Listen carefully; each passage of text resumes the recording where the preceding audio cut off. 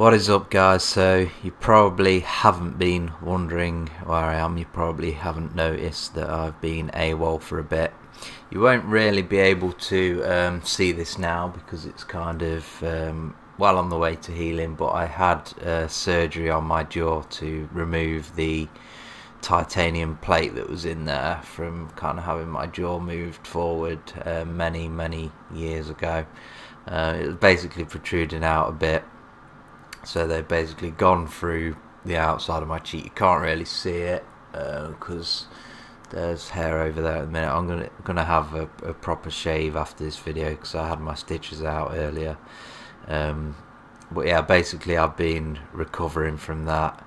It was kind of a bigger surgery than I was expecting. I was just expecting a couple of days to recover from it, and my head was just kind of swollen, and yeah, it's still kind of painful, but hopefully the swelling is going to go completely in the next few days. So yeah, that's where I've been, basically having surgery. So I've been basically eating a lot of shit, a lot of yogurts, grapes, things like that, things that are easy to eat, and sucking on bits of tasty chocolate. Yeah.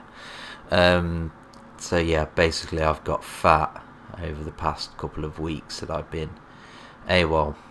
I have been I've basically got codeine to take for the pain, but I've been trying to keep off that stuff because it's pretty nasty once you kind of take codeine for a week or two, and then when you go off it, you go cold turkey like a heroin addict because it's an opiate, and you end up just in a complete mess. So yeah, I'm trying to bear through the pain at the minute. Yeah, the schedule went out the window anyway because I lost the my partnership, with my network, which was Broadband TV, I believe it was, aka TGN. It's a shit network. It is just shit. You basically get half of what you would get just by going through YouTube, but I basically used them because they paid monthly and I was only earning a couple of quid, so it didn't really make much difference to me. It meant I could do shitty pickups every month. So what did I do while I was recovering? Well, before I had the surgery, actually I managed to complete Shenmue 2, so I can die now and I will be happy because I've finally got around to completing Shenmue 2. Obviously I completed the original on the Dreamcast, made many attempts at playing through Shenmue 2 in the past, and now I finally managed to sit down, play through the whole thing, and it was a great game. I'm still slightly worried that the third one is going to be shit, but yeah, so the point of this video is to do some pickups because I've been playing a lot of PS2 games on my 60 gig PS3. Been enjoying that a lot at the minute, and yeah, so I picked up some PS2 games and also some backwards compatible original Xbox games, that I can play on the Xbox 360, seeing as there's only like 6 games or something you can play on the Xbox One at the minute for the original Xbox because it's gay. So yes, we have pickups, and first of all I'm going to go through the Xbox Ones. Silent Hill 4, The Room. Played a little bit of it. Seems interesting, but I kind of got stuck after 5 minutes, and I think I went to bed, pretty much. So yeah, that's what happened with that one. Sega GT 2002. This was one of the games that I had originally when I had an Xbox back in the day.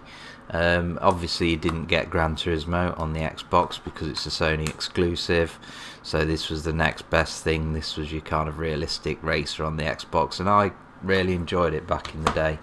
And like I say, both of these games backwards compatible on the Xbox 360 as well, which is a bonus. Mostly the reason why I got them. This, why did I get this? I had a budget and I had like £1.50 left over or something, so I bought that. Yes, amazing. Mashed for the PS2. I can play it on my PS3 60 gig. BMX, Triple X. The PS2 version's actually edited, so it's not got actual tits and fanny in it like the Xbox version has, which is kind of not the best because we all like tits and fanny.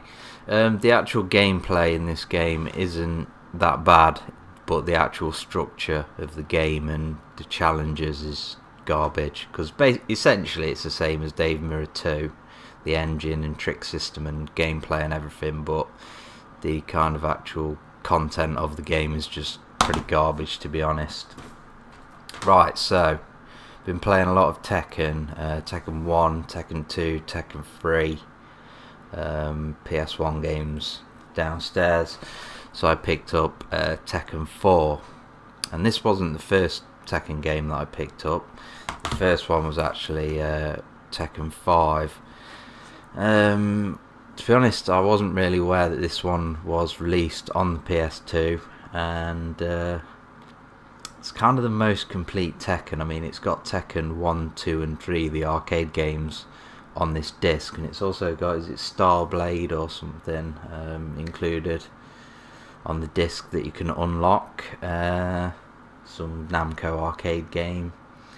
The only issue I have with this is the graphics are really blurry. I'm not sure whether it's some sort of anti-aliasing or chromatic aberration, fancy words there, effect, but yes, basically very good graphics, but also very blurry, kind of in the same way that N64 games, some of them have good graphics, but they're just blurry and look shit anyway.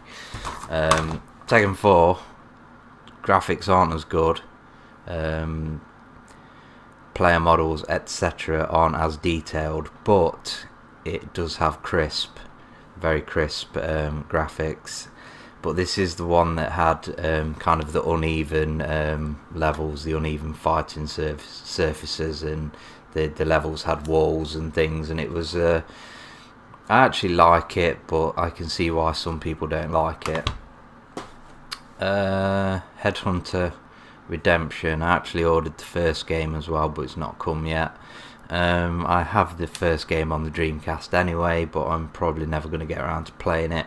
Played it back in the day when I originally had a Dreamcast, and the first game that is, and it was cool. Unfortunately, its second disc didn't work, so I never got to complete the game.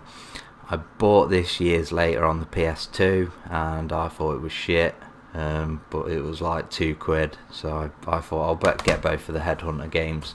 I actually bought this and the other Headhunter, the first one, with the very last earnings that I'll get from this channel. A whole whopping £4 went into the two final pickups out of the channel earnings. There will be more pickups, don't worry, I'm still spending money on games myself. So Gran Turismo Concept, GT Concept, Tokyo Geneva 2002, whatever you want to call this one.